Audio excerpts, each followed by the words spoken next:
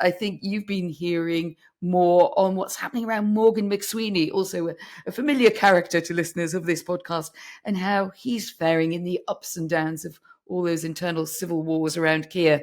My questions around Morgan McSweeney are not because I'm hearing people say that he's going to go.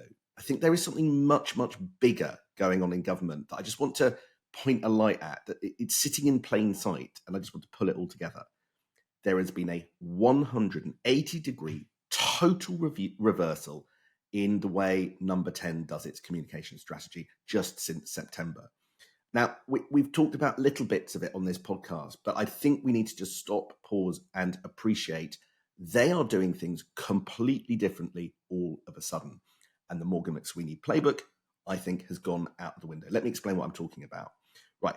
Since Keir Starmer pretty much came to power, the job of getting Labour re-elected was done by targeting a very specific type of voter, as it's called. They were called hero voters. They were Brexit-leaning former Labour voters who drifted off and backed the Tories in 2019.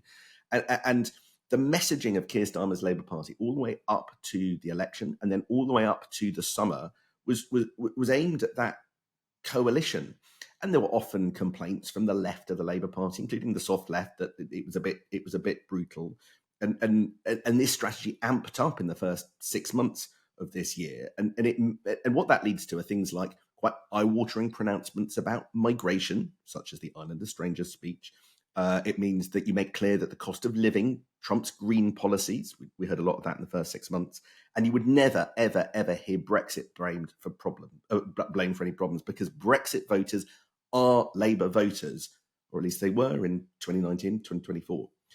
But since September, this strategy, which was masterminded by Morgan McSweeney, his ex-aide Paul Ovenden and Deborah Mattinson before the election, now it had its detractors and it had critics who said, look, all of this eye-watering language to sort of try and stem the bleeding to reform just costs us votes to the Greens, the Lib Dems, the Independents.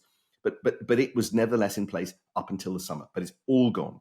The conference speech, that was the first sign of a 180-degree reversal. And now Keir Starmer was messaging to reunite the soft left and get back those voters drifting off to the left. Now they're blaming Brexit for the black hole. And now there's talking government of re-greening this government. It has just flipped completely and flipped away from the McSweeney playbook.